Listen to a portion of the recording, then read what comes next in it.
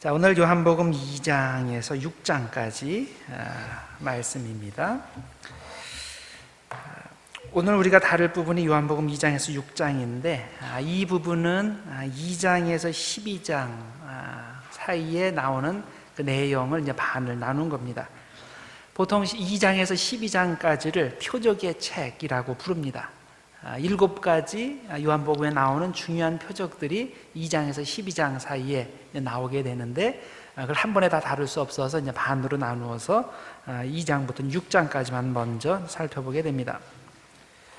요한복음을 읽어보면 기적 혹은 이적이라는 표현 대신에 표적이라는 용어를 많이 사용한다고 말씀드렸죠. 표적, 그리스어로 세메이온 그렇게 부르고요. 영어로는 sign이라는 단어로 번역이 됩니다. 자, 기적은 그 자체로 의미가 있는 것이 아니라 예수님에 대한 어떤 정체성을 알려준다는 의미에서 요한복음에서 표적, sign이라는 표현이 사용이 되는 겁니다. 표적의 성격을 쉽게 이해하기 위해서 여러분들에게 이런 설명을 해드릴 수 있습니다. 여러분들 여기 우리 교회 쪽으로 오다 보면 베스컴에 이렇게 저쪽에서 그 280에서 오다 보면 거기에 병원으로 들어가는 입구에 이머전시라고 길 위에 딱 쓰여 있죠. 표시판이 붙어 있습니다. 이제 그쪽 방향으로 가면 병원 응급실에 도달한다는 뜻입니다. 근데 어떤 사람이 이 이머전시라는 거 쓰여 있는 것을 보고 그것이 응급실이라고 생각을 해서 그것에 환자를 내려놓는다면 정말 곤란한 일이 벌어지겠죠. 응급 환자가 있으면 그 이머전시 표시가 있는 곳으로 쭉 들어가야 그것에 이머전시 룸이 있는 거고, 그리고 그것에 환자를 내려놓아야 정상입니다. 자, 마찬가지예요. 이 요한복음에서 sign, 표적이라는 단어가 나오면 우리는 예수님의 행하시는 기적 그 자체가 목적이 아니라는 것을 생각해야 됩니다. 우리가 예수님이 행하시는 기적을 보고 놀라는 것으로 그치면 안 된다는 말입니다. 자, 그래서 요한복음에 표적이라는 것이 나오면 이거는 다른 복음서에 나오는 그런 이적 이야기가 아니라는 거예요. 그것이 아니라 표적이라고 되어 있으니까 이 이적, 기적 이야기를 통해서 어떤 영적 의미를 전해주는가, 여기에 우리가 포커스를 맞춰야 됩니다. 자, 그러면 어떤 영적 의미가 있는 것일까요? 요한복음의 전체 주제를 생각하시면 됩니다. 예수님은 생명의 주님이라는 것. 이 요한복음의 전체 주제가 생명, 영생이랬죠. 그래서 우리가 예수 믿으면 영생 얻는다는 것, 자, 이 의미에 도달해야 되는 겁니다. 표적이 알려주는 영적 의미에 대해 몇 가지 예를 보여드리겠습니다. 자, 2장 11절에 보면 예수님께서 이제 첫 번째 표적을 행하신 사건이 나오는데 그것이 갈릴리 가나에서의 표적이죠. 그래서 2장 11절에 이렇게 돼 있어요. 예수께서 이 첫 표적을 갈릴리 가나에서 행하여 그의 영광을 나타내심에 제자들이 그를 믿으니라. 자, 표적을 행했는데 그 목적이 뭐냐? 그 영광이에요. 그리스도의 영광을 나타내시기 위해서 이 표적 사건이 있는 거고, 또 그를 믿는 예수님을 믿게 만드는 것, 이것이 이제 표적이 지향하는 그런 목적이라는 겁니다. 또 니고데모가 예수님께 고백한 내용이 있어요. 3장 2절입니다. 랍비여, 우리가 당신은 하나님께로부터 오신 선생인 줄 아나이다. 왜? 하나님이 함께 하시지 아니하시면 당신이 행하시는 이 표적을 아무도 할 수 없음이니이다. 니고데모가 예수님을 딱 보면서 첫 번째로 한 말이 표적에 대한 얘기를 하는 거예요. 이 표적을 보니까 당신은 하나님으로부터 오신 분이고 하나님께서 함께 하시는 분입니다. 이렇게 고백을 합니다. 또 오병이어의 기적을 본 사람들에 대해서 6장 14절에 또 이렇게 표적 이야기를 합니다. 그 사람들이 예수께서 행하신 이 표적을 보고 말하되, 즉 오병이어 표적을 보고 말하되 이는 참으로 세상에 오실 그 선지자라 하더라. 자, 오병이어의 기적을 체험하고 나서 이분이 바로 성경에 예언된 바로 그분이다, 이것을 깨달았다는 거예요. 자, 그리고 결론적으로 20장 30절과 31절에 이런 말씀이 나옵니다. 예수께서 제자들 앞에서 이 책에 기록되지 아니한 다른 표적들도 많이 행하셨으나 오직 이것을 기록함은, 다시 말해서 그 일부의 표적들만을 기록한 이유가 뭐냐? 너희로 예수께서 하나님의 아들 그리스도이심을 믿게 하리 함이요 또 너희로 믿고 그 이름을 힘입어 생명을 얻게 하려 함이니라. 자, 여기에 두 가지를 말하고 있죠. 첫째는 요한복음에 기록된 표적들이 예수님이 행하신 표적들의 극히 일부분에 불과하다. 두 번째, 이렇게 기록된 표적들의 목적이 있는데 그것은 독자로 하여금 예수님이 하나님의 아들 그리스도라는 것을 믿게 하는 것, 그리고 그들이 이 표적을 믿음으로써 생명, 영생을 얻게 하기 위해서, 이것이 이제 목적입니다. 그래서 요한복음에 어떤 표적이라는 단어가 나왔다 그러면 무언가를 지칭하는 사인판 비슷한 거다라고 여러분들이 딱 이해를 하셔야 됩니다. 그래서 어떤 이야기가 있으면 거기에 놀라는 것으로 그치는 것이 아니라 이것을 통해서 과연 예수님에 대해 뭘 말하는가, 이것을 이제 생각이 돌아가야 되고, 결론은 뭐냐면 요한복음의 전체 주제에 연결이 됩니다. 생명이신 예수님, 영생을 주시는 예수님, 여기에 연결이 되는 겁니다. 자, 그래서 그 요한복음에 나오는 그 7가지 이제 표적이 바로 이것입니다. 2장부터 12장 사이에 이제 7가지 이제 표적이 나오는데요. 첫 번째로 나오는 표적이 가나의 혼인잔치입니다. 예수님께서 물로 포도주를 만드시는 그런 표적이었죠. 이것은 무미 건조한 옛 종교, 물 같은 종교를 생명을 주는 새 종교, 포도주와 같은 종교로 변화시키시는 예수님. 자, 이 표적에서 계속 반복돼서 나오는 모티브가 있어요. 결국은 생명을 주시는 예수님이랑 연결이 되지만은 그것을 다른 말로 하면 옛 종교, 껍데기 종교, 능력이 없는 종교, 생명이 없는 종교, 여기에서부터 생명이 있는 종교, 복음, 여기로 예수님께서 변화시키신다. 그런 똑같은 주제가 이 표적들이 계속 반복해서 나옵니다. 그래서 첫 번째 가나의 혼인잔치에서 물을 포도주로 변하게 하신 것이 바로 이런 그 구약의 옛 종교에서 신약의 복음의 종교로 변화시켰다, 그런 의미가 들어가 있습니다. 두 번째, 다시 갈릴리 가나에서 예수님께서 왕의 신하의 아들을 고쳐주시는 표적이 나옵니다. 4장에 나오는 내용인데요, 생명을 회복시켜 주시는 그 생명의 주님에 대한 그런 내용이죠. 또 세 번째 표적은 그 5장 1절에서 9절에 나오는 내용입니다. 베데스다 연못에서 38년 된 병자를 고쳐주시는 표적입니다. 자, 38년간 병자로 있다. 이거는 가망이 없다는 얘기죠. 고쳐질 가망이 없다는 얘기입니다. 그런데 예수님은 그가 믿을 때에 그를 사망에서 생명으로 옮겨주셨습니다. 역시 그 생명의 영생의 모티브가 여기에 들어가 있습니다. 그리고 네 번째는 6장에 나오는 내용입니다. 어린아이가 가진 오병이어로 5,000명을 먹이시는 표적입니다. 자, 6장 35절에 보면 생명의 떡이라는 표현이 나옵니다. 생명의 빵, 생명의 떡. 바로 여기 생명의 모티브가 역시 들어가 있습니다. 그런데 다섯 번째는 6장에서 나오는 표적입니다. 다섯 번째 표적, 바다 위를 걸으시는 표적입니다. 제자들이 아주 거센 풍랑에서 아주 두려워할 때 예수님께서 걸어오셔서 제자들과 함께 동행해 주시는 것을 여기서 이야기를 하죠.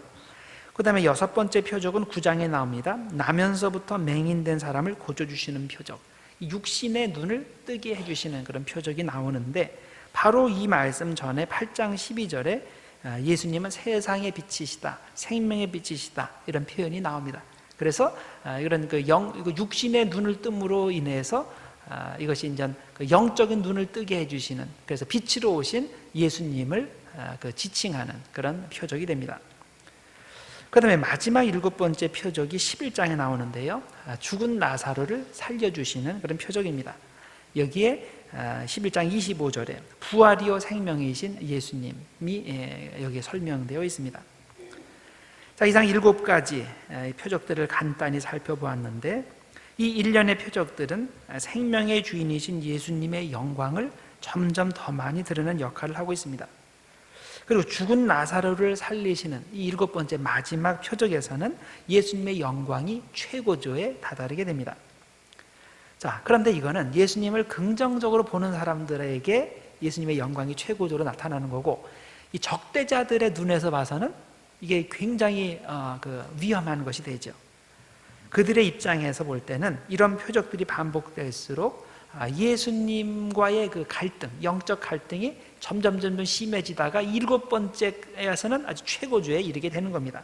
자, 그러다가 이 마지막 나사로를 살리시는 표적 후에 이 사람들이 생각하는 거예요. 아, 이게 더 이상 예수를 살려두어서는 안 되겠다 생각을 하고, 그들이 예수님을 제거할 구체적인 계획을 이때부터 세우게 됩니다. 그것이 11장 53절과 54절입니다. 죽은 나사로를 살리신 표적 그 이후에 무슨 내용이 나냐면, 이날부터는 그들이 예수를 죽이려고 모이하니라.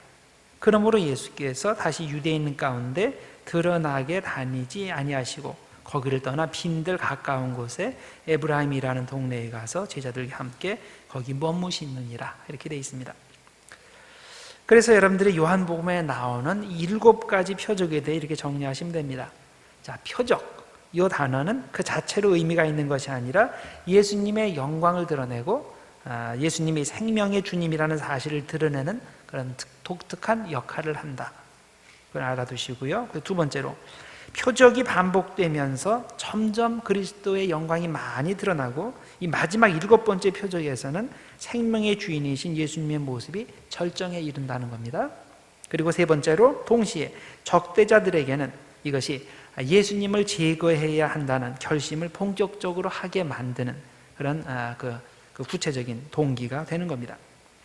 그래서 여러분들이 요한복음의 특징 중에 하나가 뭐냐 그럴 때 이제 표적, 이것을 생각을 하시고, 그래서 이 표적이 2장부터 12장 사이에 7개가 들어있고, 이것이 점점 이게 그 레벨이 업되는 그런 상태로 간다. 그리고 그것 때문에 7번째가 끝난 후에 유대인들이 본격적으로 예수님을 죽이기로 결심한다. 여기까지 여러분들이 생각을 하시면 됩니다. 자, 이 7가지 표적 중에서 첫 번째 표적이 이제 가나의 혼인잔치입니다.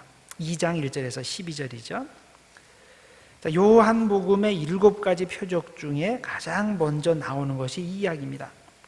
자, 이것은 가정과 결혼과 마을 공동체라는 그 성전 밖 세속의 공간에서 예수님께서 행하신 그 첫 번째 표적이 됩니다. 자, 그 다음으로 이제 2장에 이어지는 표적은 그 성전 청소, 정결에 관한 이야기입니다. 이것은 종교적 공간에서 행하신 그런 표적입니다. 물론 이 표적은, 이 두 번째 성전 청소하는 그런 표적은 이거는 앞에 말씀드린 7가지 그 표적에 들어가지 않습니다. 왜냐하면 이 성전 청결에 대한 그런 표적 이야기에서는 기적이 나오질 않죠. 이제 기적 이야기가 아니고, 그렇지만은 이 성전 청결을 통해서 예수님께서 뭔가 영적 의미를 지향하시고 그것을 해석해 주는 그런 내용이 뒤편에 나오게 됩니다. 이제 그런 의미에서 거기에 표적이라는 표현이 들어가 있습니다. 그래서 이 성전 청결에 대한 것은 표적으로 되어 있지만은 아까 말씀드린 7개 속에는 들어가지 않는다. 이것을 먼저 알아두시면 됩니다. 자, 그래서 이렇게 요한복음 2장에서는 먼저 가나의 혼인잔치의 표적, 그 다음에 성전 청결에 대한 표적, 이 2가지가 이제 소개되는데, 예수님의 공개적 사역의 문을 이 2가지 표적으로 열고 있는 겁니다. 그런데 다른 복음서들의 경우와 비교해 보면 왜 요한복음이 이런 2가지 표적 이야기로 시작하는지가 선명해집니다. 자, 마태복음에서는 예수님의 첫 번째 공적인 행위가 가르치시는 거였습니다. 제자들 부르시고 또 예수님 시험 받으시고, 그리고 나서 공개적으로 많은 사람들 앞에서 활동을 딱 하기 시작한 그 첫 번째가 뭐냐면 가르치시는 것부터 시작이 됩니다. 대표적으로 산상수훈입니다. 모세 유형론에 입각해서 새 율법인 복음을 가르치시는 랍비로서의 예수님의 모습, 이걸 부각시키려는 의도입니다.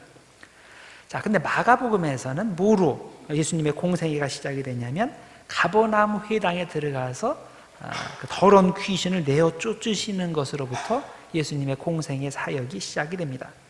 자, 누가복음의 특징이 기적을 행하시는 분이죠. 그래서 능력을 행하시는 하나님의 아들의 모습을 부각시키려는 의도, 이게 처음부터 나옵니다. 자, 누가복음은 항상 약자들에 대한 그런 관심이 많이 있죠. 그래서 누가복음에서는 예수님이 나사렛 회당에서 이사야서 예언의 말씀을 인용하면서 자신의 사역을 미리 요약해 주는 것으로부터 시작이 됩니다.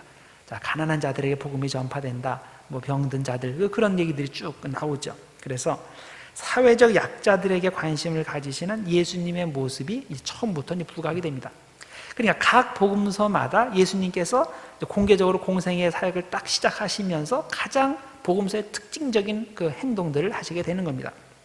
자, 그러면 요한복음에서 이 가나의 혼인잔치와 성전 천결의 이 두 가지 표적 이야기로 시작하는 이유가 무엇일까요? 바로 말씀이 육신이 되신 하나님의 영광을 드러내고 생명의 주인이신 예수님의 모습을 부각시키기 위해서입니다. 당시 유대인들은 결혼식을 할 때 한 일주일 정도, 일주일 이상을 하게 되는데 이를 위해서 많은 것을 준비해야 됐겠죠. 돈을 준비하고 또 여러 가지 물품들을 준비하고 또 음식을 준비하고 그 음식 중에서 가장 중요한 그 포도주를 충분히 준비했을 겁니다. 그런데 결혼식 도중에 이 포도주가 모자란 것이 드러나게 됩니다. 아무도 예상치 못한 상황이 발생했죠. 그래서 그곳에서 일하는 사람들이 순간 당황을 했습니다. 아무리 생각해도 이 문제를 해결할 방법이 떠오르질 않습니다. 그래서 어떻게 할까? 어쩔 줄 모르고 있을 때 이 소식이 예수님의 어머니 마리아의 귀에까지 전해졌습니다. 이때 마리아는 예수님이면 반드시 이 문제를 해결해 줄 수 있다 이렇게 믿고 예수님에게 가서 말했습니다. 포도주가 떨어졌다라고 말을 했습니다. 자, 이렇게 말하는 의도는 포도주가 떨어졌으니까 예수님이 이 문제를 해결해 달라는 것이었죠. 처음에는 예수님께서 이것을 거절하시더니 나중에는 물을 포도주로 변화시키는 그 첫 번째 표적을 행하셨습니다. 자, 이 이야기를 통해서 우리가 교훈을 얻을 수 있는 것들이 많이 있습니다. 문제가 생겼을 때 그 문제에 집중하면 해결이 안 되지만 문제를 해결할 능력이 많으신 예수님께 집중하면 문제가 해결될 수 있다는 것, 이런 교훈을 우리가 얻을 수가 있죠. 또 물이 포도주로 변하는 기적을 체험한 사람은 누굽니까? 오직 사역에 직접 참여한 종들이라 그랬죠. 그래서 옆에서 뒷짐지고 있지 말고 열심히 주님의 사역에 참여를 할 때 그때 이런 물이 포도주로 변하는 그런 기적을 체험한다, 이런 교훈을 얻을 수 있습니다. 또 온전한 순종을 할 때 기적을 체험할 수 있다, 이런 메시지도 얻을 수 있습니다. 종들이 온전하게 순종을 했죠. 아기까지 채우라 그러니까 아기까지 채워서 그래서 이런 놀라운 그런 기적을 체험했다, 이런 영적 교훈을 얻을 수도 있습니다. 자, 그런데 생명을 주시는 예수님이라는 요한복음의 중심 주제와 관련해서 생각해 볼 때 물이 포도주로 변하는 그 상징성, 그 표적의 성격, 여기에 포커스를 맞추는 것이 적합할 겁니다. 그래서 이 이야기의 영적 교훈은 물이 포도주로 변하듯이 생명력을 잃은 옛 유대인의 종교가 예수님을 통해 생명력 있는 포도주로 변화한다, 복음의 그런 생명에 있는 복음으로 변화한다, 우리가 이렇게 이해할 수가 있습니다. 자, 물이 옛 유대인의 종교를 상징한다는 것을 우리가 어떻게 아느냐 하면, 자, 이 물이 담긴 컨테이너가 있었죠. 그것이 뭐였죠? 돌 항아리 6이었습니다. 그런데 성경에 보면 이 6개의 돌 항아리가 유대인의 정결 예식을 위한 것이라고 되어 있습니다. 유대인의 정결 예식. 유대인들은 밖에 나갔다가 집으로 돌아올 때 혹은 식사하기 전에 반드시 손을 깨끗이 씻도록 되어 있습니다. 그런데 이것이 단순한 그런 위생을 위한 것이 아니라 하나님을 향한 정결의 의미 때문에 이런 일들을 의식적으로 매일매일 하게 됩니다. 그 목적을 위해서 이 잔치집에도 돌 항아리 6개가 놓여 있었는데, 그런데 나중에 여러분들이 이걸 쭉 읽어보시면 알겠지만 정작 이 항아리 안에는 물이 없었죠.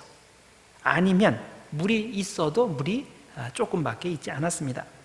자, 이것을 어떻게 아는가 하면 예수님께서 종들에게 이 돌 항아리에 물을 채우라고 말씀하셨죠. 만약 꽉 차 있었다면 채우라는 명령이 무의미한 거예요. 그래서 완전히 비어 있든지 아니면 적어도 많이 부족해 있든지 그래서 꽉 채우라 그랬을 때 물을 많이 채우게 된 거죠. 자, 항아리가 비어 있다, 또 물이 조금밖에 차 있지 않다. 자, 이것이 무슨 의미입니까? 이 항아리의 원래 그곳에 있는 의도는 정결 예식을 위한 것이지만 정결 예식을 깨끗하게 하기 위해서 실제로 그것을 들여다보니까 실제로 물이 없었다는 얘기죠. 자, 이것은 무엇을 상징합니까? 옛 종교의 상태, 이것을 의미하는 겁니다.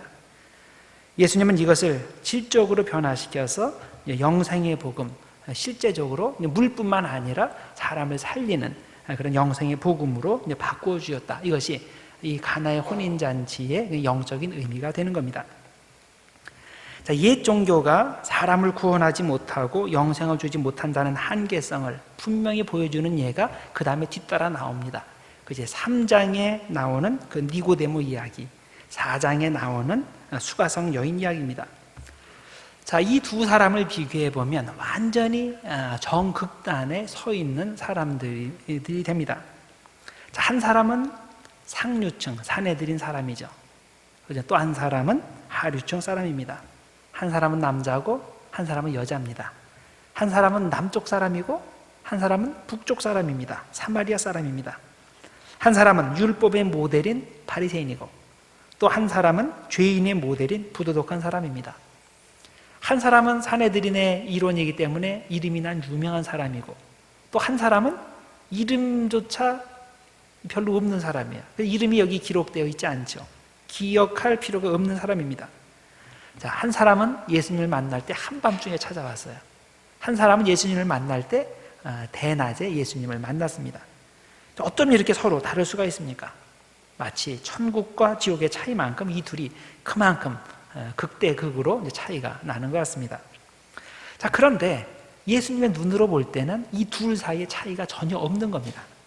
둘 다 옛 종교를 통해서 구원을 얻지 못하는 불쌍한 사람들입니다.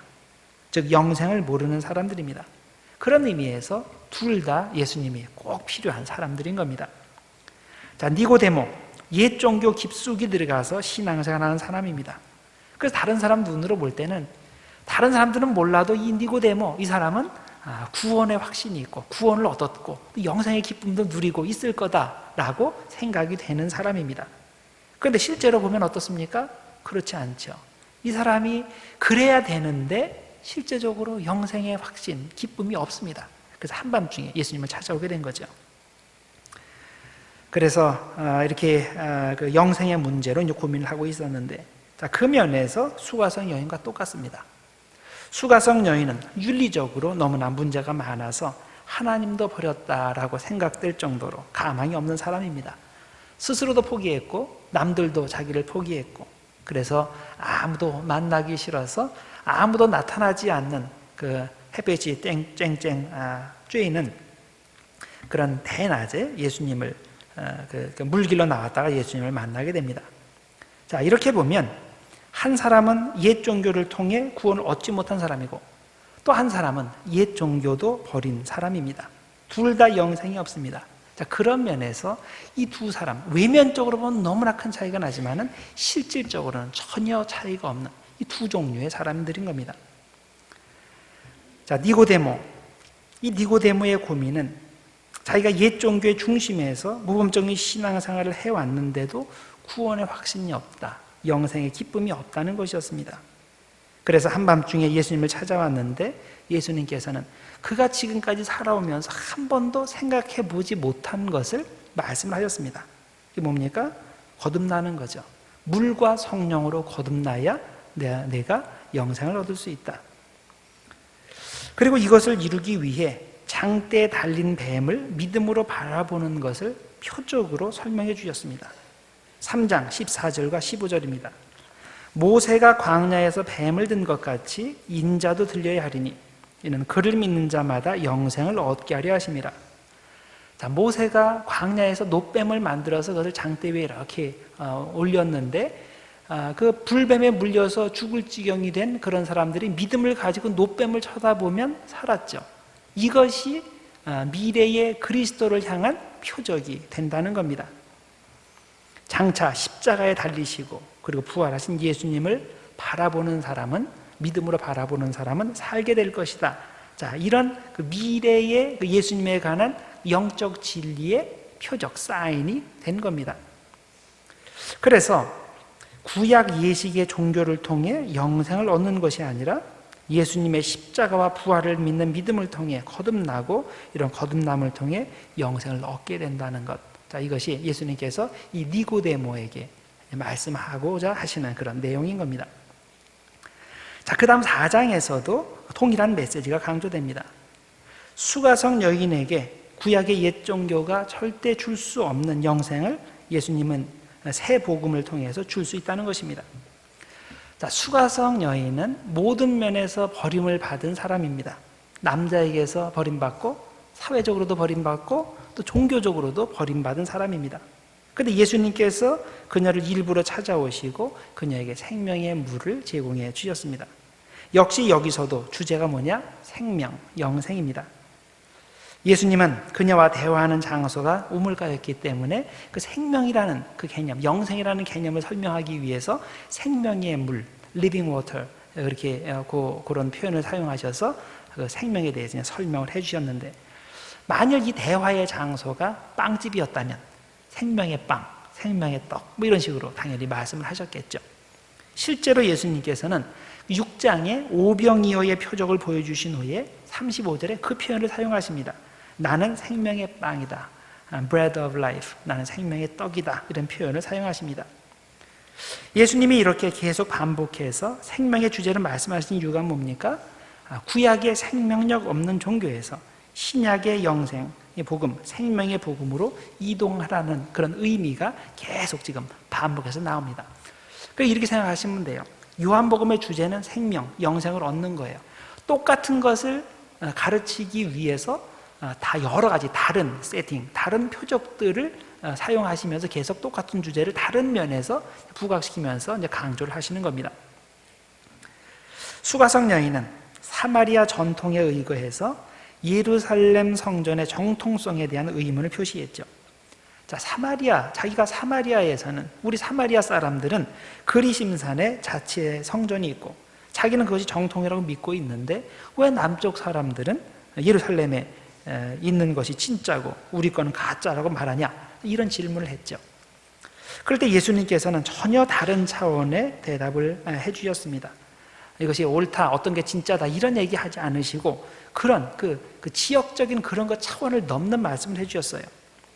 지역과 전통과 성별과 모든 종류의 외형적 조건에 얽매이지 않는 생명력 있는 예배, 참 예배가 무엇인지를 설명해 주셨습니다. 그것이 4장 21절 이하에 나오는 말씀입니다. 예수께서 이르시되 여자여 내 말을 믿으라. 이 산에서도 말고 예루살렘에서도 말고 너희가 아버지께 예배할 때가 이르리라. 아버지께 참되게 예배하는 자들은 영과 진리로 예배할 때가 오나니 곧 이때라. 아버지께서는 자기에게 이렇게 예배하는 자들을 찾으시느니라.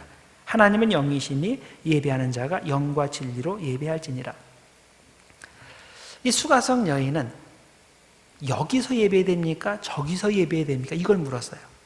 그런데 예수님께서는 그런 거 아무 상관이 없다. 어디서든지 영과 진리로 예배하면 하나님께서 그걸 받으신다. 이렇게 얘기하시는 거예요. 그러니까 차원이 다른 거죠. 더 이상 그런 눈에 보이는 가시적인 그런 것에 얽매이지 말라라는 뜻입니다. 자, 이 여인의 문제, 영원히 해결되지 않는 영적 갈증의 문제였죠. 예수님께서는 이것을 특정 장소와 형식에 얽매인 옛 종교가 아닌 영과 진리의 참 종교로, 즉 예수님의 십자가와 부활을 믿는 믿음을 통해 주어지는 그 생명의 물로 그 갈증의 문제를 해결해 주신 겁니다. 자, 2장에서 예수님께서 니고데모에게 주신 답변도 결국 똑같은 것이었습니다. 자, 니고데모에게도 채워지지 않는 그 영적 갈증이 있었죠. 그런데 구약의 예식 종교가 채워줄 수 없는 그 영적 갈증, 이것을 예수님께서는 십자가와 부활을 믿는 그 믿음으로 그 갈증이 해결된다고 가르쳐 주신 겁니다. 그래서 마지막 결과가 어떻게 됩니까? 자, 니고데모와 수가성 우물가의 여인은 완전히 다른 결과를 보이게 됩니다.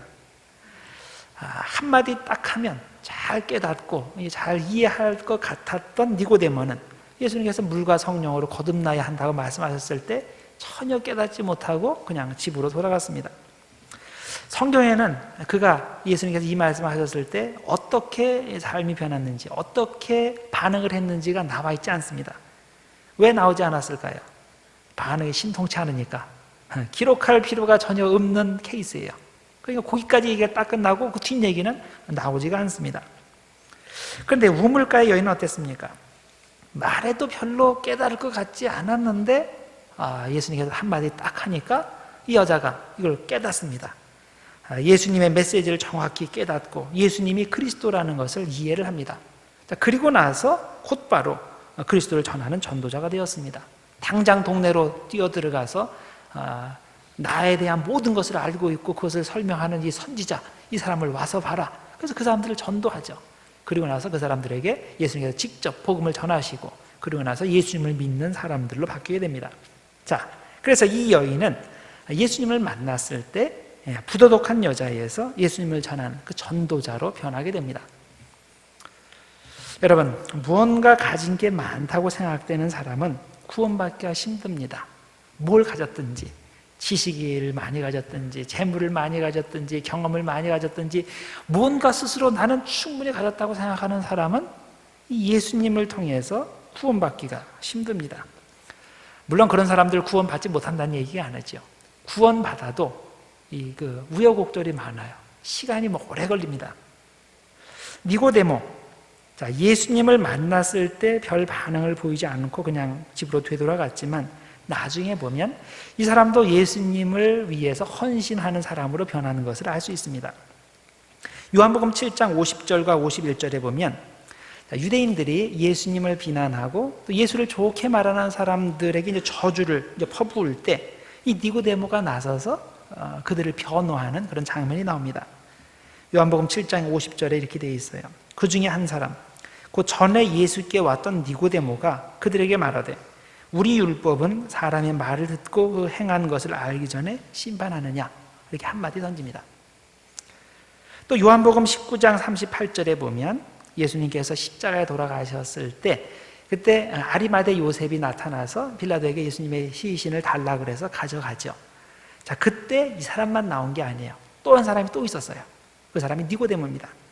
그래서 요한복음 19장 39절에 보면 니고데모가 장례에 사용할 향품들을 가지고 왔다라고 기록되어 있습니다.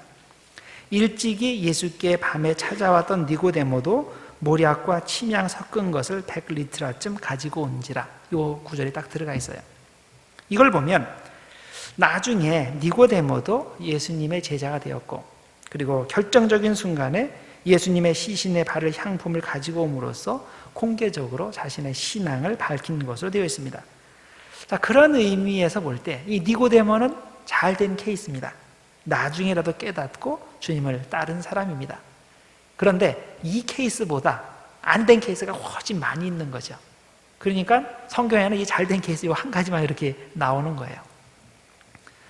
자, 니고데모와 수가성 여인 이야기를 보면서 우리가 무엇을 깨닫습니까? 이 세상에 사는 누구나 예수님이 필요하다는 사실을 깨닫게 됩니다. 자, 남쪽 지역의 모범생 대표자로부터 북쪽 지역의 죄인까지, 이거 극과 극을 얘기하는 게 무슨 의미겠어요? 그 중간에 수많은 종류의 사람들이 있는데 그거 다 포함하는 얘기예요. 그렇죠? 이쪽 끝부터 이쪽 끝까지 이 두 가지 케이스를 들어서 예수님께서 생명의 복음을 전하셨는데 이 중간에 있는 모든 사람들도 똑같은 그런 종류의 사람들이라는 거예요. 그래서 누구나 다 예수님이 필요하다는 겁니다. 외형적인 모습에 집착하는 옛 종교로는 구원을 얻지 못합니다. 영생을 얻지 못합니다. 오직 예수님을 믿고 물과 성령으로 거듭나야 구원을 얻고 영생을 얻게 되는 겁니다. 그래서 우리가 신앙생활하면서 자꾸만 그 외형적인 모습에 치중하고 어떤 레귤레이션에 치중하고 그런 거는 좋지 않은 거예요. 비록 우리가 복음을 믿는다, 복음의 시대에 들어와 있지만은 자꾸 옛 종교로 돌아가려는 그런 잘못된 습성을 따르게 되는 겁니다. 그래서 과연 내가 옛 종교의 모습을 가지고 있는지 아니면 자유케 하는 그 복음을 따르고 있는지 그것을 자주 생각할 필요가 있습니다. 자, 이것이 현재 우리에게 어떻게 적용이 될까요? 우리는 사람을 차별하지 말고 누구에게나 주님의 복음을 전해야 하는 겁니다. 왜냐하면 외형적인 조건과 상관없이 누구나 예수님이 필요하기 때문입니다. 우리는 그렇게 생각을 해요. 이 사람은 정말 예수님이 필요할 거야. 그러니까 열심히 가서 전도하는데 저 사람을 보면 별로 예수님이 필요할 것 같지 않아. 그러면 싹 스킵하죠. 그러면 안 된다는 거예요. 그거는 우리가 순전히 외형적인 모습만 보고 이렇게 판단하는데 아니라는 거예요. 진짜 이 니고데모 같은 모범생도 실제로 들어가 보면 구원을 받지 못했고 영생의 기쁨이 없는 거예요. 당연히 거기도 복음을 전해야 됩니다. 수가성 여인 같은 사람, 다 버린 사람이에요. 가망이 없는 사람이에요. 해도 안 돼요. 그럼에도 불구하고 그 사람도 역시 예수님이 필요한 사람이에요. 우리는 그 사람에게도 가서 전도를 해야 됩니다. 그래서 공부 많이 한 사람도 예수님이 필요한 거고, 전혀 공부 못한 사람도 예수님이 필요한 겁니다. 물질이 많은 사람도, 물질이 전혀 없는 사람도 똑같이 예수님이 필요하고, 이 미국같이 문명 가운데 사는 사람도 똑같이 필요하고, 저 아프리카의 정말 가난한 지역의 사람도 예수님이 필요한 것입니다. 심지어는 교회 안에 들어와 있는 불신자들도 예수님이 필요하고, 교회 밖에서 예수님을 부인하는 비기독교인들도 예수님이 똑같이 필요한 것입니다. 그래서 우리는 하나님께서 기회 주시는 대로 누구에게나 복음을 전해야 됩니다. 가정에서, 사회에서, 회사에서, 음식점에서, 운동장에서, 어디서든지 모든 장소에서 모든 사람에게 복음을 전해야 됩니다. 왜냐하면 그들 모두가 생명의 주인이신 예수님이 필요하기 때문입니다. 그래서 우리들이 가령 니고데모 이야기 그러면 그만 딱 읽고 그러지 마시고, 이거 순차적으로 어떤 연관성 하에서 가나의 혼인잔치부터 성전 정결로 이어지고, 그 다음에 그것이 그 표적의 예로서 니고데모에 대한 이야기와 수가성 여인까지 쭉 어떻게 이해가 연결이 되는지, 그것을 이제 큰 그림을 가지고 이제 보실 필요가 있습니다. 자, 그 다음에 성전 청소 사건이 2장 13절에서 25절 사이에 나옵니다. 오늘 우리가 요한복음에서 공부하는 이곳에서 이제 빼놓을 수 없는 것이 성전 청소 사건입니다. 왜냐하면 이 이야기는 사실 사복음서에 공통적으로 등장합니다. 그런데 요한복음에만 해당되는 특별한 점들이 발견이 됩니다. 우선 공관복음서와 비교할 때 요한복음에서 이 성전 청소 사건이 등장하는 위치가 다릅니다. 공관복음들 마태, 마가, 누가복음에서는 예수님의 성전 청소 사건이 예수님의 공생의 뒤쪽으로 들어가 있어요. 즉 갈릴리에서부터 이제 시작해서 그 예루살렘에 들어가실 때, 들어가시고 나서 이 성전 청소 사건이 있고, 그다음에 이제 예수님의 그 고난에 대한 이야기로 이어집니다. 이것이 공관복음에서 공통적으로 가지고 있는 구도예요. 그런데 요한복음에서는 예수님의 공생의 시작 부분에 이게 들어가 있어요. 바로 2장에 이 부분이 들어가 있습니다. 자, 그러면 어떤 것이 역사적으로 진짜일까요? 자, 둘 중에 하나가 거짓말을 하고 있는 것일까요? 자, 이런 문제는 이미 지난 학기에 다루었죠. 이런 질문하면 안 된다고 말씀드렸죠. 어떤 게 진짜고 어떤 게 가짜냐? 시간의 정확한 순서에 대해서 고대인들의 관심과 현대인들의 관심이 다르기 때문입니다. 자, 현대인들은 아무리 주제에 맞는 말을 해도 시간 순서를 틀리게 말하면 전체 내용을 믿지 않고 전체를 받아들이지 않습니다. 그런데 고대인들은 주제에 맞는 말을 하면 시간 순서는 약간 달라도, 심지어는 완전히 반대가 되어도 문제 삼지 않습니다. 그래서 우리는 이 요한복음이 고대에 기록되는 것이기 때문에 이 사건을 현대적인 시각에서 보지 말고 고대의 시각으로 봐서 그들이 관심 갖는 것에 우리도 관심을 가지면 되는 겁니다. 자, 그러면 성전 청소 사건이 요한복음에서 예수님의 사역 초기에 나오는 것에 대해 우리가 어떤 방식의 접근을 해야 될까요? 이런 종류의 시간적 불일치를 볼 때 우리는 올바른 질문을 해야 됩니다. 이 둘 중에 어떤 게 사실이고 어떤 게 꾸며낸 것인가, 이걸 묻지 말고 이유를 물어야 됩니다. 왜 공관복음에서는 예수님의 공생의 마지막 부분에 이 이야기가 배치되었고 반면에 요한복음에서는 이 앞부분에 배치되었나, 그 이유를 물어야 되는 겁니다. 자, 이유가 뭘까요? 시간 순서로 보면 아마도 공관복음이 역사적 사실에 더 가까운 것으로 보입니다. 처음부터 예수님께서 일부러 유대 당국자들과 충동을 일으키셨다는 것보다는 처음에는 되도록 부드럽게 나가서 또 그들과 충돌을 피하다가 점점 부딪히는 일들이 많아지고 나중에는 급기야 이것이 종교의 중심인 성전에서 갈등이 첨예화되었다고 보는 것이 역사적으로 더 적합할 겁니다. 그러면 왜 요한복음에서는 예수님의 사역 초기에 이 이야기가 배치되어 있을까요? 예수님은 하나님의 아들로서 자신의 성전에서 아들의 권위를 드러내셨다는 것을 처음부터 강조하기 위해 일부러 앞쪽에 배치하는 것 같습니다. 이 아들의 권위가 중요한 거예요. authority. 복음서들 중에서 예수님의 신적 권위를 가장 강조한 복음서가 요한복음이다라고 말씀드렸죠.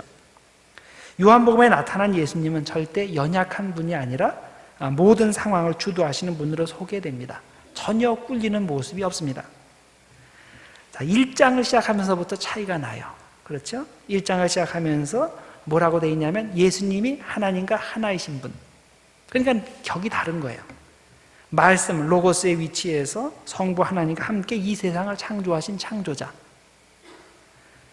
그런데 그런 하나님이 예수라는 인간이 되어서 오신 분, 이렇게 소개가 됩니다. 또 성전 청소 사건에서도 보듯이 예수님은 사역 초기부터 하나님의 아들의 권위를 강하게 드러내신 분입니다.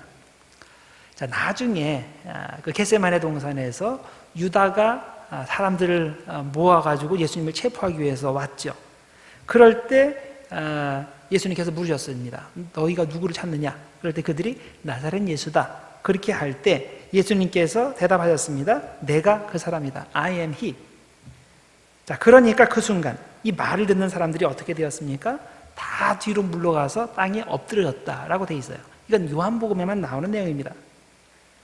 또 예수님이 십자가 위에서 여러 가지 그 가상칠언 여러 가지 말씀을 하셨다고 돼 있는데 이 요한복음에서 예수님께서 마지막으로 남기신 말이 뭔지 압니까? 다 이루었다입니다.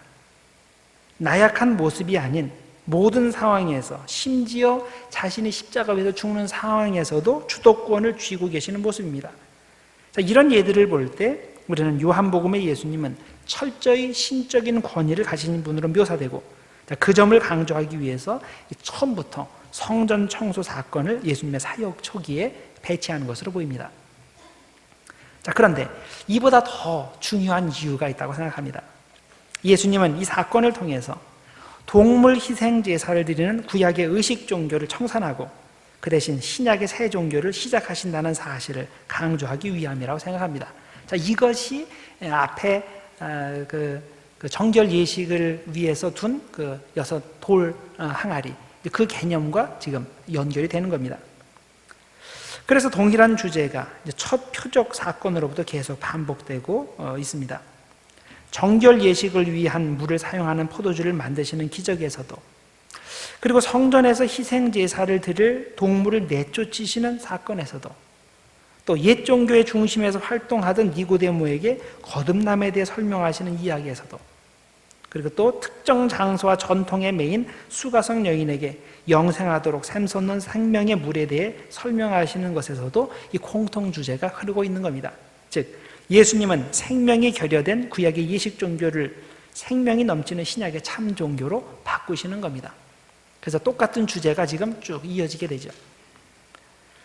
성전 청소가 옛 종교의 청산을 의미하는 사인, 표적이 되는 것은 이 요한복음의 본문이 공관복음의 평양 구절들과 비교하게 되면 이 사실이 더욱더 분명해집니다. 자, 공관복음과 비교해 보면 이 요한복음에 나오는 절수가 굉장히 길어요. 예를 들어서 마태복음에서는 12절, 13절 2절이 돼 있고, 마가복음에서는 11장 15절에서 17절 3절로 돼 있고, 누가복음에서는 19장 45절과 46절, 자, 모두 2, 3절, 2, 3절로 끝이 나요. 이 이야기가.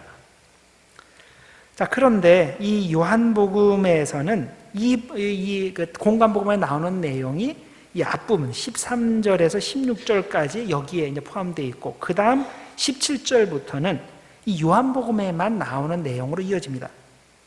이 부분에서는 자신의 정당성을 보증하는 표적을 보여달라는 유대인들의 요구에 예수님은 성전을 허물고 세우는 것이 장차 자신의 죽음과 부활을 의미하는 표적이 된다고 설명해 주신 겁니다. 그래서 2장 18절 이하에 이렇게 되어 있어요. 이에 유대인들이 대답하여 예수께 말하기를 네가 이런 일을 행하니 무슨 표적을 우리에게 보이겠느냐? 예수께서 대답하여 이르시되 너희가 이 성전을 헐라 내가 사흘 동안에 일으키리라. 유대인들이 이르되 이 성전은 46년 동안에 지었거늘 내가 3일 동안에 일으키겠느냐 하더라. 그러나 예수는 성전된 자기 육체를 가리켜 말씀하신 것이라. 죽은 자 가운데서 살아나신 후에야 제자들이 이 말씀하신 것을 기억하고 성경과 예수께서 하신 말씀을 믿었더라. 자, 이렇게 되어 있습니다. 이 구절들을 다시 요약하면 유대인들은 예수님께 성전에서 이런 일을 할 만큼의 정당성이 어디에 있는지 표적을 보여달라고 하였고, 예수님은 성전의 표적을 제시하신 겁니다. 그러면 이것이 표적이니까 유대인들은 이것이 어떻게 예수님에 관한 그 영적인 진리를 지칭하는지를 생각해야 되는데, 이 사람들은 계속 육적인 것만 생각을 했죠. 그러니까 예수님을 계속 오해하게 되었습니다. 자, 여기까지 설명을 들으시면 이 요한복음에 나오는 성전 청소 사건의 독특성을 아시겠죠. 바로 표적입니다. 요한복음의 성전 청소 사건은 기독교의 가장 중요한 표적, 즉 예수님의 십자가의 죽음과 부활을 지칭하는 사인, 표지판이 되는 겁니다. 2장에서 예수님께서 물로 포도주를 만드신 것도 표적이고, 예수님께서 성전에 들어가셔서 동물 제사에 사용될 것들을 청소하신 것도 표적이고, 그리고 3장으로 넘어가기 전에 2장 23절과 24절에도 보면 역시 표적에 대한 이야기가 나옵니다. 6월절에 예수님께서 예루살렘에 계시니 많은 사람이 그의 행하시는 표적을 보고 그의 이름을 믿었으나 예수는 그의 몸을 그들에게 의탁지 아니하셨다. 자, 이런 내용이 나옵니다. 자, 그리고 나서 3장으로 넘어가면서 니고데모 이야기가 나오는데, 니고데모가 예수님을 만나자마자 처음 한 얘기가 바로 표적에 대한 이야기였죠. 3장 2절에 그가 밤에 예수께 와서 이르되 랍비여, 우리가 당신은 하나님께로부터 오신 선생인 줄 아나이다. 하나님이 함께 하시지 아니하면 당신이 행하시는 이 표적을 아무도 할 수 없음이니이다. 자, 이렇게 보면 요한복음에 나오는 예수님의 사역은 모두 표적이 되는 겁니다. 구약의 예식 종교에서 신약의 복음으로 변화시키는 표적, 옛 종교 안에서 영적으로 갈급해하는 자들에게 생명이 되시는 표적, 동물 제사 대신에 예수님의 십자가 보혈을 통해 구원을 주시는 표적, 자, 이런 표적이 되는 겁니다. 그래서 여러분들이 이제 요한복음을 쭉 읽으실 때, 이 내용뿐만 아니라 앞으로도 이런 그 예수님이 행하시는 기적이라든가 가르침이라든가 이런 것들이 다 예수님의 영광을 드러내고 예수님께서 생명의 주님이라는 것을 나타내는 그런 표적으로 사용이 된다라고 생각하시면서 이제 앞으로도 쭉 요한복음을 읽으시면 되겠습니다. 자, 그 다음에 우리가 1장부터 이제 오늘 6장까지 쭉 읽으셨는데, 그 몇 장에 걸쳐서 예수님 말고 여러 장에 걸쳐서 나오는 인물이 있어요. 바로 세례 요한이라는 인물입니다. 예수님께서 그 여러 성도들의 믿음을 칭찬하신 그런 이야기들이 이제 성경에 많이 나오는데, 그중 단연 그 최고의 칭찬을 해주신 사람이 바로 이 세례 요한입니다. 마태복음 11장 11절에 그렇게 말씀하셨죠. 내가 진실로 너에게 말하노니 여자가 낳은 자 중에 세례 요한보다 큰 이가 일어남이 없도다. 자, 세례 요한이 이런 엄청난 칭찬을 받았는데 그 이유가 뭘까요? 어떤 사람이기에 예수님께서 이런 종류의 칭찬을 하셨을까요? 우리가 복음서를 읽어보면 세례 요한이 감옥에 갇히기 전까지는 그가 예수님보다 훨씬 더 인기 있는 인물이었다는 것을 알 수 있습니다. 우선 그는 역사의 무대에서 예수님의 선배가 되죠. 예수님보다 먼저 활동하기 시작했고, 예수님에게 세례를 베푼 사람이 세례 요한이고, 또 회개를 통해 하나님 나라에 들어간다는 그 중심 메시지, 이것도 세례 요한이 먼저 했고, 예수님이 나중에 이걸 그대로 똑같이 반복해서 또 확장해서 말씀을 하신 것이 됩니다. 자, 당시의 인기도를 따지면 예수님은 아무것도 아닌 셈입니다. 자, 요한에게 제자들이 많이 있었습니다. 요한복음 1장 37절에 보면 예수님의 첫 제자가 된 안드레와 또 다른 제자, 이것이 누구한테서 왔어요? 세례 요한에게서 왔죠. 마가복음 2장 18절에 보면 유대인들이 왜 예수의 제자들은 요한의 제자들과는 달리 그 음식을 하지 않냐? 이렇게 묻는 장면이 나와요. 그래서 예수의 제자들에 대한 이야기를 할 때 이미 요한의 제자들이 많이 있었던 거예요. 그래서 그것을 예를 들어서 설명을 한 겁니다. 요한의 제자들과 바리새인들이 그 음식을 하고 있는지라 사람들이 예수께 와서 말하되 요한의 제자들과 바리새인의 제자들은 그 음식하는데 어찌하여 당신의 제자들은 그 음식하지 아니하나이까? 이렇게 돼 있어요. 또 마태복음 11장 2절에 보면 요한이 옥에 갇혔을 때 예수님께 한 가지 중요한 질문을 하기 위해서 자기 제자들을 보내는 장면이 나오죠.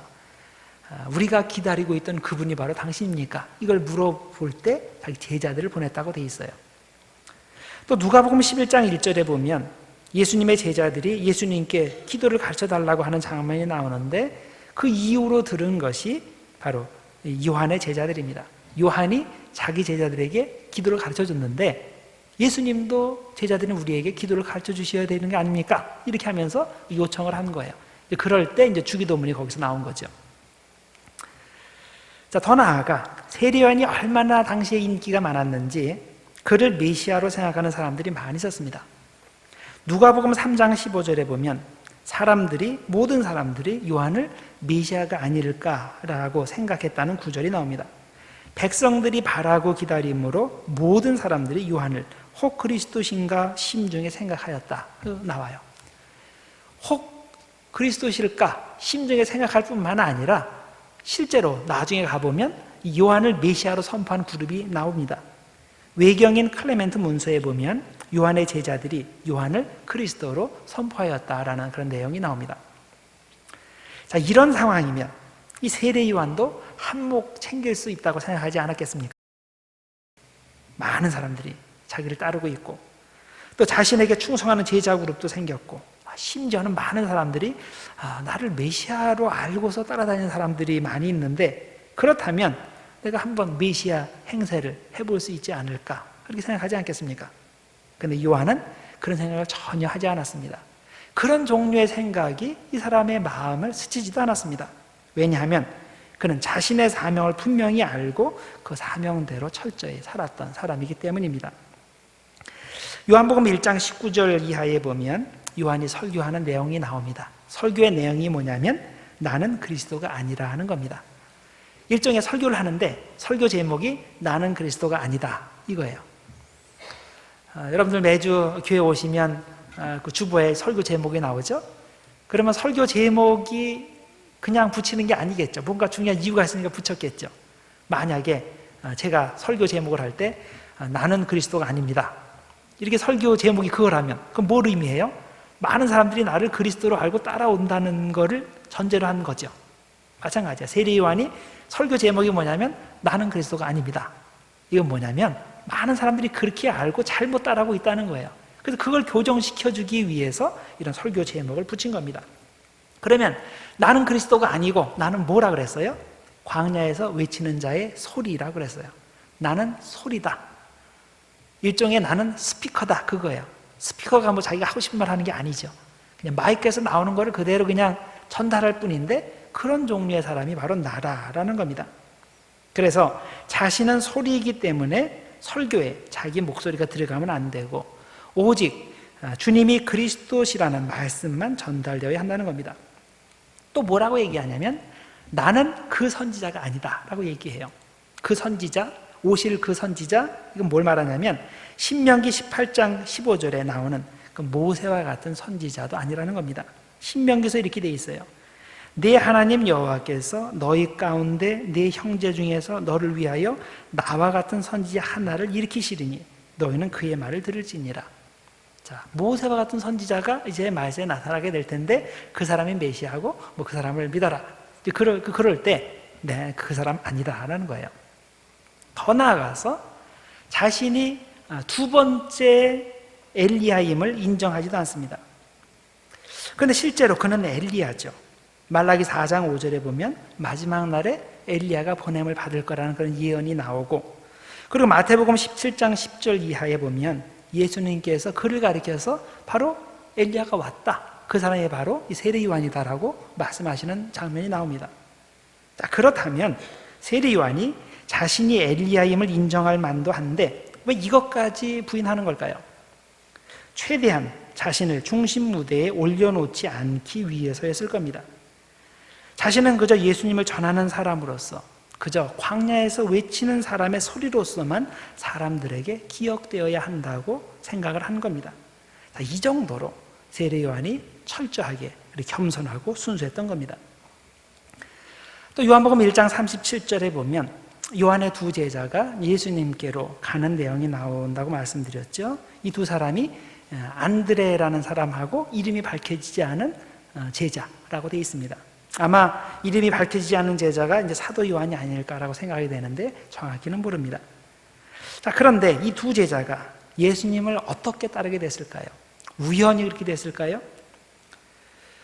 어떻게 하다가 예수님을 보게 되고, 이 예수님과 세례 요한을, 자기 선생님 세례 요한을 비교해 보니까 예수님이 더 잘 가르치는 것 같고 더 능력이 있는 것 같아서 우리 선생님 모르는 사이에, 아니면 선생님을 배반하고 예수님께로 갔다, 그걸까요? 그거 아니죠. 먼저 세례 요한이 예수님이 하나님의 어린 양이다 라고 말하고 세상의 구세주로 오신 메시아다 이렇게 소개를 했습니다. 그리고 자기는 그저 메시아의 길을 예비하러 온 사람, 그리고 그분의 신발끈도 풀기에 감당하지 못할 그런 사람이다 라고 말을 합니다. 자, 그게 무슨 뜻입니까? 나에게 있지 말고 그분이 주인이니까 그분에게로 가라, 그런 의미가 아닙니까? 그러니까 자연히 그의 제자들이 예수님께로 이동하게 된 겁니다. 요한은 자신이 그리스도를 돕는 예비자하고 그분이 일어서도록 돕는 발판이기 때문에 내 제자들이 모두 그분에게 가야 한다고 생각한 겁니다. 자, 이런 생각이 가장 잘 표현된 것이 요한복음 3장 22절 이하에 나오는 말씀입니다. 요한의 제자들이 예수님을 경쟁 상대로 보면서 무슨 특단의 조치를 취하지 않으면 우리가 곧 망하게 될 겁니다, 이렇게 조바심을 내고 있습니다. 3장 26절에 이렇게 되어 있어요. 그들이 요한에게 가서 이르되 랍비여, 선생님과 함께 요단강 저편에 있던 이, 곧 선생님이 증언하시던 이가 세례를 베풀매 사람이 다 그에게로 가더이다. 선생님 보십시오, 세례 베푸는 거 우리 트레이드 마크 아닙니까? 우리 특기입니다. 우리 이거 갖고 이제 미니스트리를 했는데, 아니 어느샌가 보니까 예수님이라는 사람이 저쪽에서 우리와 똑같은 걸 지금 반복을 하는데 우리보다 더 잘해요. 그래서 사람들이, 우리들한테 와야 될 사람들이 다 그쪽으로 가고 우리 제자들도 그쪽으로 갑니다. 이거 어떡합니까? 이러다가 우리 망합니다. 우리 뭔가 특단의 조치를 취해야 되지 않습니까? 자, 이렇게 조바심을 냅니다. 자, 이때 요한이 무슨 말을 합니까? 28절에 이렇게 얘기하죠. 내가 말한 바 나는 그리스도가 아니요 그의 앞에 보내심을 받은 자라고 하는 것을 증언할 자는 너희니라. 무슨 말이에요? 내가 누누이 말했지 않냐? 나는 그리스도가 아니고 그 길을 준비하라고 보냄받은 사람이라고. 누가 나에게 대해서 물어보거든 그런 대답을 해줘야 될 사람들이 바로 너희들 아니냐, 내 제자들 아니냐? 그런데 왜 너희는 나를 그리스도인 것처럼 따르며 그분의 사역을 방해하려고 하느냐, 이렇게 이야기를 합니다. 자, 그리고 나서 3장 29절에서 자신의 현재 심정을 표현합니다. 나의 모든 제자들이 예수님께로 이동하는 상황에서, 우리에게로 와야 될 사람들이 다 그쪽으로 가는 상황에서 정말 내 마음의 심정이 어떤지 이것을 이렇게 표현합니다. 신부를 취하는 자는 신랑이지만 서서 신랑의 음성을 듣는 친구가 크게 기뻐하나니 나는 이러한 기쁨으로 충만하였노라. 자신이 현재 어떻게 느끼고 있냐면 너무너무 기쁘다는 거예요. 비유를 들자면 나의 절친이 신부와 결혼하는 것을 보고 옆에서 함께 기뻐하는 것과 같다는 겁니다. 그 신부는 내 친구의 여자이기 때문에 그녀가 내 친구와 결혼할 때 내가 슬퍼할 이유가 전혀 없다는 겁니다. 내 신부도 아닌데 친구가 그녀와 결혼한다고 슬퍼한다면 내가 정신 나간 사람이죠. 마찬가지로 예수님께로 가는 사람들은 원래 내 백성이 아니라 영적 신랑 되시는 예수님의 백성입니다. 즉 예수님의 신부들입니다. 그렇기 때문에 그들이 예수님을 당연히 찾아가야 되고 예수님을 찾아갈 때 나는 정말 기뻐할 수밖에 없다는 겁니다. 그러니까 제발 정신 차리고 예수님을 경쟁 상대로 생각하지 말라라고 이야기합니다. 자, 더 나아가서 요한은 이런 놀라운 신앙의 원칙을 선언합니다. 3장 30절입니다. 그는 흥하여야 하겠고 나는 쇠하여야 하리라. 자, 참으로 엄청난 신앙 고백이 아닙니까? 그는 흥해야 되고, 물론 그는 흥해야 되고 그분이 흥할 때 나도 덩달아 흥했으면 좋겠다, 이게 아니란 말이에요. 그런 식으로 신앙생활을 하면 결국에는 어떻게 변합니까? 나는 흥해야 되고 그리고 그분도 같이 흥했으면 좋겠다, 이렇게 변하지 않겠습니까? 그 다음 단계는 뭐예요? 이게 심해지면 그가 흥하든 망하든 상관없이 나는 무조건 흥해야 된다, 이거 아니겠습니까? 우리의 신앙의 방식은 철저해야 됩니다. 그는 무조건 흥해야 되고 나는 무조건 쇠해야 된다. 그는 무조건 드러나야 되고 나는 무조건 드러나지 말아야 된다, 이렇게 되어야 되는 겁니다. 그래야 하나님께서 온전히 영광 받으시고 내가 온전히 주님께 쓰임을 받을 수 있는 겁니다. 가끔 보면 교회를 자기의 경쟁 상대로 보는 사람이 있어요. 주님을 자신의 경쟁 상대로 보는 사람이 있습니다. 뭐냐면 주님이 잘 되면 내가 안 되고, 교회가 잘 되면 내가 안 되고, 내가 잘 되면 교회가 안 되고, 내가 잘 되면 주님이 안 되고, 이런 식으로 생각이 돌아가는 사람들이 있다는 말이에요. 물론 톡 깨놓고 그런 식으로 얘기하는 사람 없죠. 그렇지만 하는 짓을 보면 꼭 그렇게 하는 사람들이 꼭 있다는 거예요. 이 일을 하면 나에게는 유익이 되지만은 교회에는 해가 될 때 교회에 해가 되는 선택을 하는 사람이 있다는 겁니다. 그런 사람들은 큰 착각을 하고 있는 거예요. 교회에 해를 끼치고 주님께 해를 끼치면 결국 나 자신에게 해가 온다는 것을 우리 알아야 되는데 이걸 모르는 겁니다. 주님께서 영광을 받으셔야 주님께서 나를 축복하시는데 주님을 배반하면서 나는 복받기를 원한다면 이것처럼 미련한 일이 없는 거죠. 우리는 개인의 삶에서 그리고 교회의 삶에서 세례 요한의 원칙을 명심하고 실천해야 됩니다. 그는 흥해야 되고 나는 쇠해야 된다. 이 원칙이 우리의 모든 신앙의 방면에서 적용이 되어야 됩니다. 또한 같은 맥락에서 우리는 자신을 드러내고 자신을 자랑하는 것을 극도로 경계해야 됩니다. 오직 주님만이 영광을 받아야지 내가 영광을 받으면 안 되는 겁니다. 솔직히 우리 자신의 모습을 돌아보기를 바랍니다. 조금만 뭔가를 가지면 그걸 가지고 자랑을 하지 않습니까? 주님의 일을 한다고 하면서 어떻게 해서든 내 이름을 내고 자기가 영광을 받으려 하지 않습니까? 아무리 입으로는 하나님께만 영광을 돌린다고 하지만 그 마음속에 교만이 들어가 있기 때문에 이런저런 모습으로 그것이 밖으로 나오지 않습니까? 아마 이런 교만함 때문에 현재 우리가 요 모양 요 꼴의 상태에 머물러 있는 것이 아닐까 생각이 됩니다. 우리는 사실 현재 모습보다 10배나 100배나 더 능력이 있고 더 주님의 일에 사용될 수 있습니다. 그런데 주님께 온전히 나 자신을 드리지 못해서 현재 상태에 머물러 있습니다. 우리가 정말로 세례 요한같이 순수하고 겸손할 수 있다면, 즉 주님은 흥하여야 되겠고 나는 쇠해야 하리라, 이런 고백을 할 수 있다면 예수님의 칭찬을 듣고 가장 귀한 일에 사용이 될 겁니다. 제가 어느 교회에서 목회를 할 때 이런 일이 있었습니다. 연말이 되어서 내년도 인선을 해야 됩니다. 그런데 그 재정부 회계가 필요합니다. 그래서 교인 중에 막 그 회계사 자격을 따신 분이 생각이 났습니다. 오랫동안 회계사 역할을 하신 분이 아니라 이제 막 회계사를 자격을 땄으니까 이분께 이 일을 맡기면 좋겠다 하고 결정을 내립니다. 그리고 그분께 가서 얘기를 합니다. 내년도 우리 교회에 이제 재정부 회계 일을 맡아주셨으면 좋겠습니다. 그런데 그분은 이런저런 사정 이야기를 하면서 못한다고 얘기를 합니다. 그래서 본인이 못한다고 그러니까 어떡합니까? 그래서 결국 그 직무를 다른 사람에게 넘기게 됐습니다. 그런데 나중에 부인을 통해서 이런 이야기가 들려오는 겁니다. 자기 남편이 그 일을 거절한 이유는 그 직무가 너무 시시해서라는 겁니다.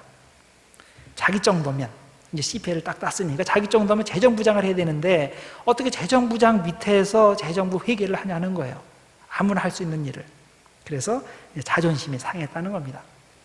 그래서 다른 이유를 대고 그 일을 거절했다는 겁니다.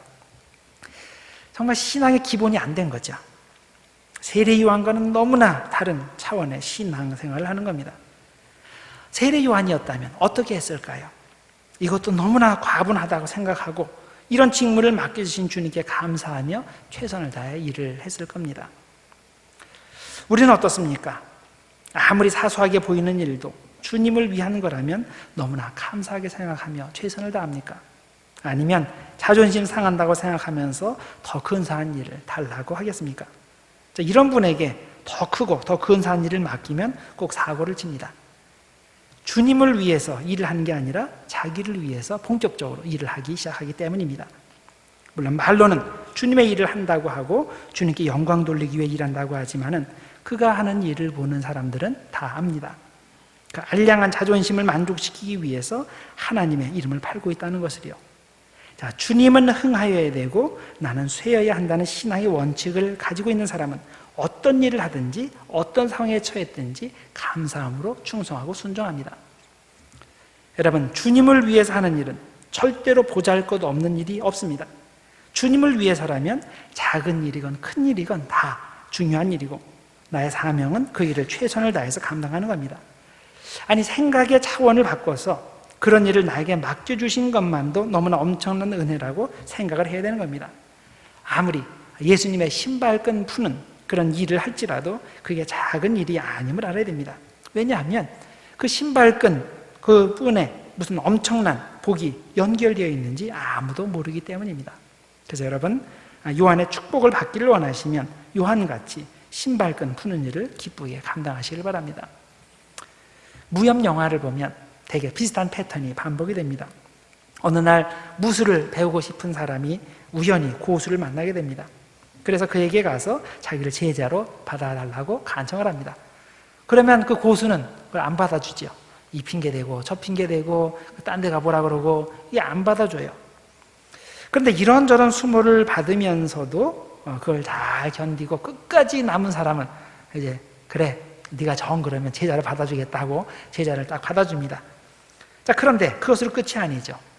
이 제자로 들어갔으면 그 다음 날부터 이제 그 무술을 가르쳐야 되는데 무술은 안 가르쳐주고 쓸데없는 일만 시켜요. 물 떠와라, 청소해라, 뭐 쓸어라, 뭐 이런 종류의 쓸데없는 일들을 시킵니다. 그래서 몇 달간 쓸데없는 잡일을 계속 하는데 급기야 참다 못해서 제자가 와서 따지죠. 아니, 제자로 받아줬으면 그 제자에게 무술을 가르쳐줘야지 왜 이렇게 쓸데없는 일만 시킵니까? 그런데 사실은 사부가 그런 잡일을 시키는 과정에서 그 과정에 그 무술의 그 기본기가 다 들어가 있는 건데 이 제자는 그걸 모르죠. 그래서 계속 따지기만 합니다. 사부는 그런 과정을 통해서 기본 훈련과 인성 훈련을 시키는 건데 사부를 믿지 못하고 따지고 드는 사람은 평생 무술을 배우지 못하게 됩니다. 왜? 그런 사람은 기본이 안 돼 있기 때문에. 주님께서 우리를 보실 때 기본이 안 된 사람이 있습니다. 평생 매달려도 신앙의 진보가 없습니다. 평생 교회 다녀도 말썽군 노릇만 하다 인생이 끝납니다. 왜? 신앙의 기본이 안 됐으니까. 신앙의 기본이 뭡니까? 주님은 흥해야 되고 나는 쇠해야 된다. 이 원칙입니다. 나는 주님의 신발끈을 풀기에도 벅찬 사람이다. 이런 원칙입니다. 현재 우리의 신앙의 상태가 어떻습니까? 세례 요한의 원칙대로 사는 사람은 예수님께로부터 그가 들은 칭찬을 듣습니다. 그러나 신앙의 기본 원칙을 따르지 않고 교만과 자기 만족에 이끌려 사는 사람은 평생 신앙의 깊이를 알지 못합니다. 교회 생활하는 기술은 배울 수 있어도 평생 교회에서 말썽꾼 노릇만 하게 됩니다. 계속 사람들과 마찰을 일으키고 교회를 허무는 일을 하게 됩니다. 세례 요한의 신앙을 본받아서 오직 주님을 위해서만 사는 사람, 주님의 신발끈을 푸는 일이라도 감격하여 기쁘게 감당할 수 있는 사람이 되어야 됩니다. 주님은 흥해야 되고 나는 쇠해야 된다. 이 원칙대로 순종하며 사는 참된 신앙이들 모두 되시기를 주님의 이름으로 축원합니다. 기도하겠습니다. 하나님 아버지, 감사합니다. 오늘 주님의 말씀을 통해 나 자신의 모습을 다시 한번 비춰보게 하시니 감사합니다. 나의 신앙의 원칙이 세례 요한의 신앙의 원칙과 같습니까? 주님은 흥해야 되고 나는 쇠해야 됩니다. 이런 신앙의 원칙을 가지고 삽니까? 아니면 주님이 흥하든지 않든지 나는 반드시 흥해야 된다는 그런 잘못된 그런 신앙의 원칙을 가지고 살고 있습니까? 하나님, 온전히 주님께만 헌신하는 우리가 되게 해주시고 생명의 주인이신, 영생의 주인이신 예수님을 드높이는 그런 참된 신자들 모두 될 수 있도록 하나님 축복하여 주시옵소서. 예수님의 이름으로 기도드립니다. 아멘.